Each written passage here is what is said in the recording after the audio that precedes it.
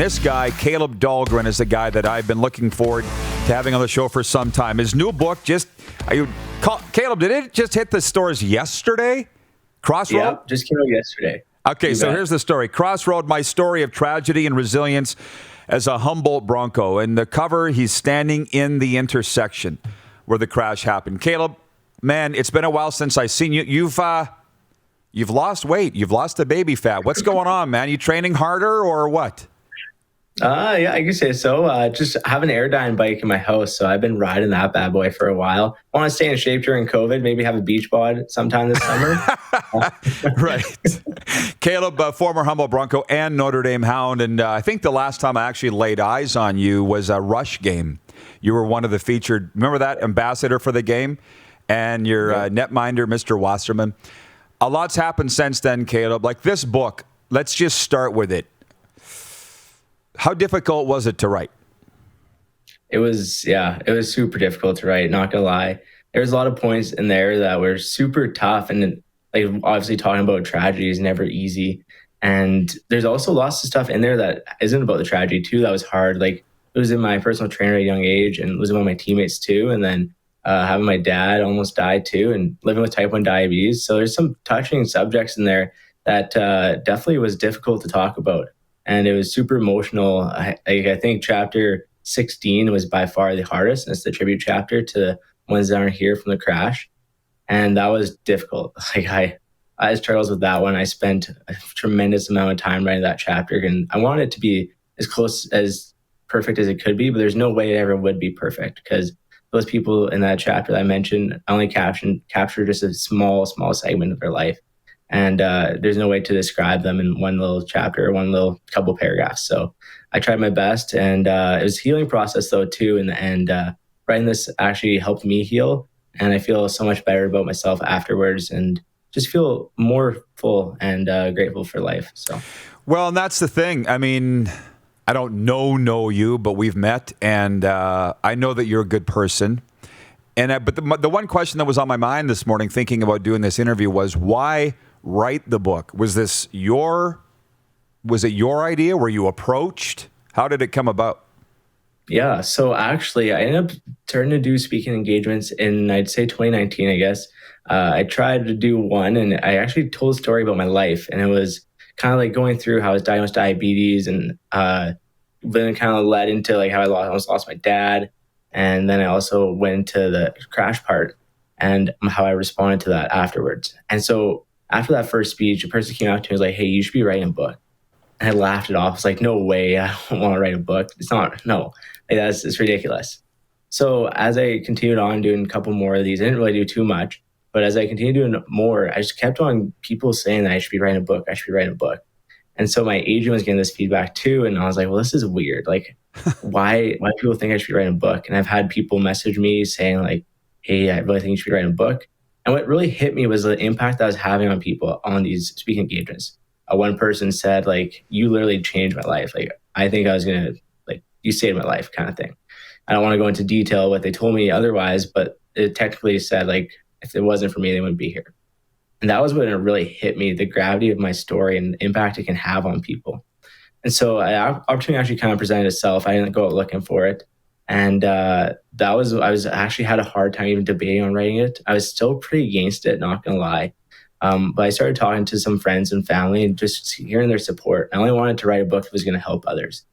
And that was the whole idea. I just want to help people. And I know it gives me fuel and it fuels my soul, honestly, to help others. So for that process, it was hard, and talked to lots of people. Haley Wickenheiser is another one I talked to. And I just asked her, like, "Hey, what do you think about this? Like, what are your thoughts?" She said, "I think you could really help people." And so I'm able to donate a portion of the proceeds. So I did that. I'm donating a portion of the proceeds to Stars Air Ambulance. And they help save lives on April 6th, 2018. And they also save lives every day.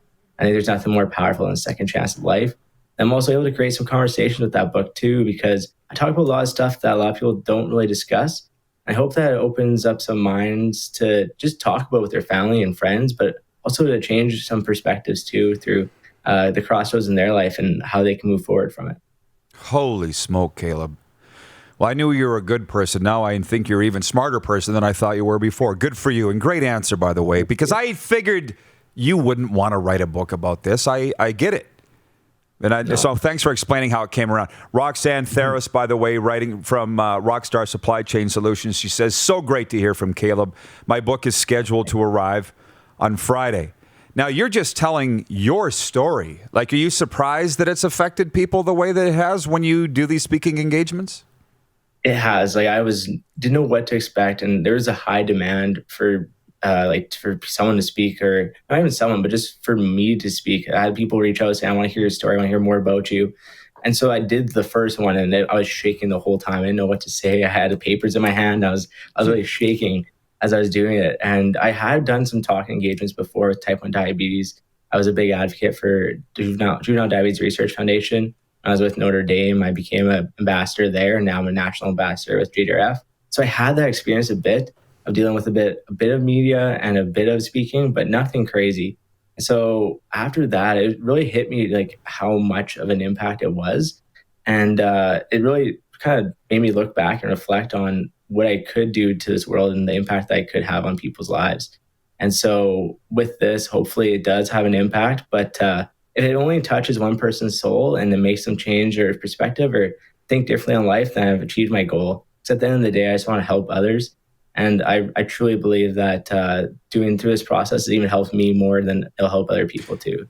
So I was just going to say, plus you heal too, right? So from some of our viewers, from Jennifer Illingworth, she says, wow, the strength you have, Caleb. Congrats on the book. From Wayne in Victoria, BC, Caleb is a very mature young man, and to have the fortitude to write a book about the tragedy is wonderful. Well, tragedy and trauma changes you. You can go one of two ways. And you can see the way that Caleb's going. He's getting stronger out of it. Or you can let it define your life and never recover. So I'm proud of you that way, Caleb, for a million reasons. Yeah. Now, last I heard, you were playing at York. You still playing? Mm-hmm. Yeah, I'm still there. Haven't played an actual game, though. But I practice and work with the team. I'm taking over a recruiting role, too. So I have that little bit of a coach's side. It's weird. I'm like in the middleman. So like I'm with the players, I hang with the players, but I also have the coaching aspect where I help like run personal training sessions and practices, cheering on the goalies, and also the recruiting aspect. So I'm like in the middle, but it's really nice because I can say what the players are feeling, the coaches, and they can't get mad at me because I'm playing, they can't sit me. But then I also can say to the coaches, are saying to the players and say, hey, like we need to pick it up, like let's go. And I can still be a leader for the team. So it's a really cool situation to be in. And I really am enjoying my time as a Lion. Sounds like you're hooked. Are you going to be working in hockey forever or what? I would love to, actually. It'd be really cool. But I want to go into chiropractic school. I have applied to Canadian Memorial Chiropractic College in Toronto here. And just hope that I get in. I just really think chiropractic is my passion and my dream. I've loved it since I was 13. I have Sherman's disease, which is curvature of your spine. So it looks like I have a hunchback. Kind of like Lucic in a sense. Yeah. Like Lucic. But for me, I just really changed my life. It's been life-changing, and it's a passion I have of helping others and health, and you combine the two together, and that's it for me. So that's my goal. I've never noticed that with you, but if you say it, I'll take your word for it. Jason in Red Deer is watching. He says, I lived in Humboldt back in 2000. I loved it there. Such a tight-knit community, and hockey is big there. It's so big. Mm-hmm. So naturally, I've become enthralled in the Broncos story. Glad to see and hear how you're doing, Caleb. From Mark Zosel, he's in Malford. He says, I can't wait to buy this book. Stay strong, Caleb. You know, can I just say this? I think you should be a chiropractor and coach on the side. You'll make way more money. That's what you're going to do? Okay. Yeah. Good for you. Yeah, I want to coach my kids. I want to be like the cool dad on the ice, not the hardo dad, just a cool dad. Not the psycho dad. Yeah, no. Just the one that's cool, likes to have fun. Like, let's have some fun, kids. Yeah, that's me. I want to be that guy. Okay, good for you. Well, if you want to, you will. Do you get back to Humboldt much? Do you plan to go back to Humboldt much? What does the thought of going back to Humboldt bring up in you? Yeah, so in the book, actually, when I was in the hospital, that was my main goal, was just to get out and go back to Humboldt. I wanted to help the community heal from this, and I wanted to be a part of the community because I felt like a Humboldt citizen when I was there. And I still feel like a Humboldt citizen. So I try to go back as much as I can. I was able to go back lots the summer of the tragedy. And then recently I haven't been able to because of COVID. And then also when I was in Toronto, it was hard to get back. So I'd go in the summer and visit. And hopefully after this passes here, I can go back. I'm immunocompromised, so I'm trying to be a little bit a little bit serious and careful about where I'm going and what I'm doing. And I want to be safe and for other people too. And so hopefully I can go back. I actually visited my beloved family, would have been a couple of weeks ago now. So it was really nice and a treat to talk with them and spend some time with them too. We went skating at the EPA, so that was a treat. The Elgar Peterson Arena, for those that don't know. Remember that day the Rough Riders came and practiced in Humboldt? I remember you were there because you were signing a lot of autographs. Was that day a blur, or what do you remember about that day? No, that day was a JDRF day. So it was the Juvenile Diabetes Research Foundation Walk for a Cure Day. And so that was a program that I volunteered with throughout the whole year.